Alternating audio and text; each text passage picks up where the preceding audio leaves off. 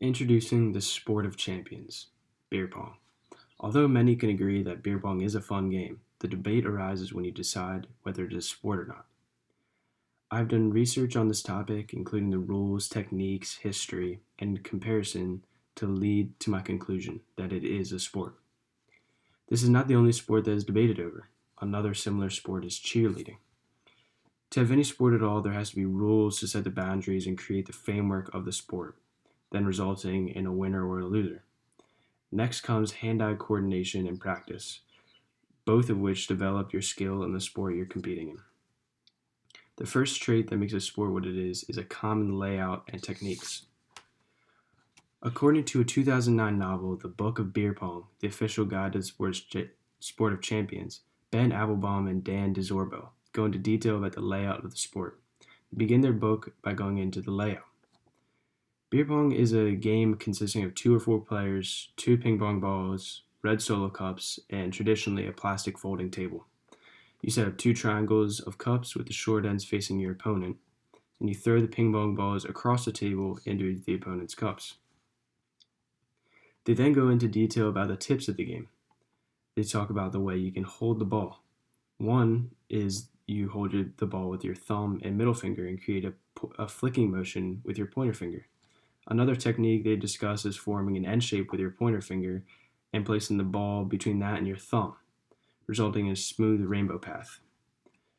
But you'd be careful because too much wrist will send a laser into the table.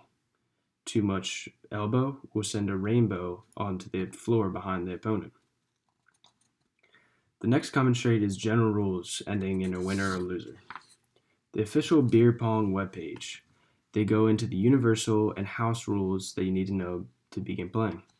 The page begins with general rules. Beer pong is played with teams of 2, and once a ball lands in a cup, it is taken away. Your elbow cannot hang over the edge of the table when shooting, and you begin with eye for eye. Another important rule is re-racking. If your setup is bad, you can say re-rack, and it gives you a better chance of getting your ball in the cup. Or you can say island, and if there's a cup that's all alone and you score that cup, you'd not only get that cup, but also another.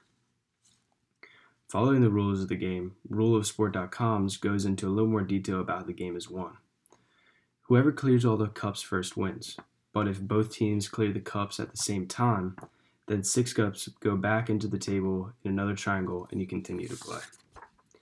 Lastly is hand-eye coordination.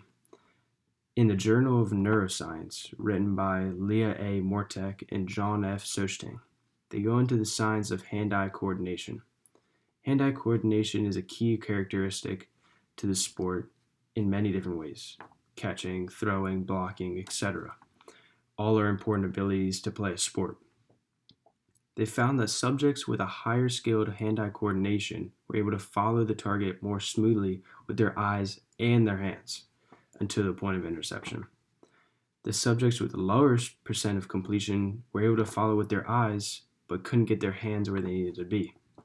This is important in beer pong because the target is small and all the way across the table, and to win you need to be able to get the ball in the cup.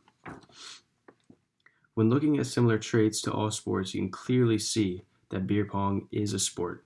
It includes layout and tips, rules to every game, a winner and loser, and hand-eye coordination.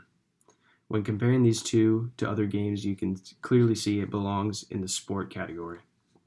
Now that you know more about the sport of champions, I hope you can enjoy a game for yourself. Just make sure you don't lose without scoring a single cup for yourself, or you'll have to run a naked mile.